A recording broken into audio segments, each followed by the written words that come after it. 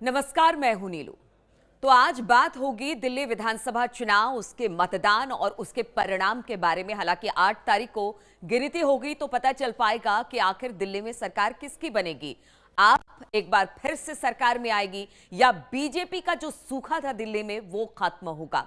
सबसे पहले बात कर लेते हैं मतदान की। तो कल बताया जा रहा है कि मतदान उस तरीके का नहीं हुआ जिस तरह की सोच थी। और पिछले विधानसभा चुनाव की बात की जाए तो ठीक ठाक मतदान 62-63% के आसपास हुआ था, लेकिन इस बार मतदान थोड़ा कम हुआ है। कई ऐसे इलाके रहे जहां पर मतदान कम हुआ दिल्ली विधानसभा चुनाव में, खासतौर पर शहरी क्षेत्रों में। लेकिन वहीं मुस्लिम बाहुल इलाके में मतदान बम्पर देखा गया। 60% से ऊपर कई सारे जो मुस्लिम बाहुल इलाके थे वहां पर मतदान हुआ है। वहां पर मतदाता खुलकर बाहर निकले हैं, चाहे वो सीलमपुर हो या फिर मजनू का टीला हो या बाकी जगह पर हो, हर जगह करावल नगर हो, इसके अलावा चांदनी चौक हो, हर जगह पर अच्छा खासा मतदान हुआ। लेकिन नई दिल्ली सीट पर जिस तरह का मतदान होना चाहिए था उस तरह का मतदान नहीं हुआ। हालांकि देखिए, ये हाई प्रोफाइल सीट है, खासतौर पर जो नई दिल्ली सीट है वहां से परवेज वर्मा खड़े हैं, उसके बाद अरविंद केजरीवाल वहां से खड़े हैं, संदीप दीक्षित वहां से खड़े हैं। लेकिन अब देखिए, अब जो एग्जिट पोल के नतीजे आ रहे हैं उसमें 10 में से 8 ऐसे एग्जिट पोल के नतीजे हैं जो ये बता रहे हैं कि दिल्ली में इस बार बीजेपी का सूखा खत्म होगा। बीजेपी जिसका इंतजार दिल्ली में सरकार बनाने का कर रही थी, उसकी सरकार बनती हुई दिखाई दे रही है। हालांकि देखिए, एग्जिट पोल एग्जिट पोल नहीं है, ये जब तक मतगणना नहीं हो जाती है पता नहीं चल पाता है, लेकिन संकेत बीजेपी की तरफ पॉजिटिव दिखाई दे रहे हैं। मैंने जो एग्जिट पोल अभी देखा है, मुझे लगता है हमारा एग्जिट पोल से भी बहुत अच्छा होने वाला है। अब इसके कुछ प्रमुख कारण देख लीजिए। अगर बीजेपी दिल्ली की सत्ता में वापस लौटती है तो इसके पीछे की वजह क्या क्या है वो भी हम आपको बता देते हैं। चुनाव प्रचार इस बार खास तौर पर आपके भ्रष्टाचार को लेकर बीजेपी ने किया। उन्होंने कहा कि जिस तरह से शराब घोटाला दिल्ली में हुआ वो एक बड़ी वजह बनी। इस बार मुद्दे को लेकर जो बीजेपी उठाना चाह रही थी वो मुद्दा बना। लोगों ने अगर वो बीजेपी को सत्ता में लेकर आती है तो एक प्रमुख वजह शराब घोटाला भी रहा।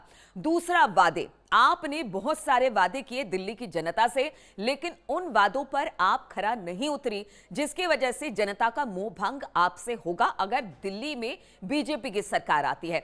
तीसरा बड़ा मुद्दा बना यमुना के पानी को लेकर बड़ा बवाल मचा। लगातार प्रचार के दौरान यमुना के जल, यमुना में जहर मिलाने या फिर साफ यमुना की बात सामने आई, वो भी एक प्रमुख कारण। यानी 3 कारण हो गए। पहला कारण जो भ्रष्टाचार था, दूसरा कारण वादे ना करना, तीसरा कारण यमुना, चौथा कारण हम आपको बता दें क्या मोदी का फैक्टर यहां पर चल गया। नरेंद्र मोदी ने जिस तरह की बातें की कि आप नहीं आपदा है, दिल्ली की जनता इस आपदा से त्रस्त आ चुकी है, वो भी एक बड़ा मुद्दा दिल्ली चुनाव में बना। और अगर 5वें मुद्दे की बात की जाए तो मुख्यमंत्री योगी आदित्यनाथ हिंदुत्व की बात यहां पर बीजेपी करती दिखाई दी।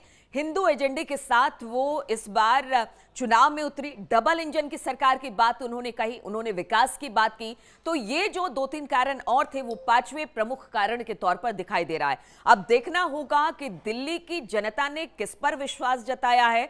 जो वोटिंग प्रतिशत है वो क्या कह रहा है। कम वोटिंग प्रतिशत क्या आपके लिए अच्छी खबर लेकर नहीं आएगा, बीजेपी के लिए अच्छी खबर लेकर आएगा, या जो मुस्लिम बहुल इलाके में जो मतदान हुआ है और भारी भरकम मतदान हुआ है वो आपके लिए अच्छी खबर लेकर आएगा शहरी क्षेत्रों में, या फिर बहुत सारी ऐसी जगह है जहां पर लोग खुलकर मतदान करने नहीं निकले, उसके क्या मायने हैं। तो 8 तारीख का इंतजार करना पड़ेगा। लेकिन अगर बीजेपी सत्ता में आपको उखाड़ कर आती है तो कुछ प्रमुख कारण हमने आपको बताया, जिसमें से 5 प्रमुख कारण है। जो प्रचार हुआ उसको लेकर बीजेपी जबरदस्त तरीके से अपने सारे दिग्गजों को उसने खड़ा किया। हालांकि आपने भी जबरदस्त कैंपेनिंग कर रही है और अब जनता वोट कर चुकी है। मतगणना के दिन यह पता चल पाएगा कि आखिर दिल्ली में किसकी सरकार बनेगी। मैं सबसे पहले तो दिल्ली की जनता का बहुत बहुत धन्यवाद करता हूं कि उन्होंने इतने भारी उत्साह के साथ में मतदान किया, और ये निश्चित है कि 8 तारीख को कमल खिलेगा, क्योंकि इतना भारी मतदान ये केवल बदलाव के लिए है। ये दिल्ली को अच्छा बनाने के लिए है, दिल्ली के अच्छे भविष्य के लिए है। तो मैं सभी का बहुत बहुत धन्यवाद करता हूँ। कांग्रेस को भी एक सीट मिल सकती है और आप पार्टी की सीटें भी कम हो रही है अब। देखिए, एक बात तय है कि दिल्ली में कमल खिल रहा है, दिल्ली में भारतीय जनता पार्टी की सरकार बन रही है। तो हमारे सामने चुनौती रहेगी कि जो सारी 11 साल की नाकामियाँ थी, हमें उसको तो ठीक करना ही है। बहुत सारे अच्छे काम करने हैं मोदी जी के साथ में मिलकर।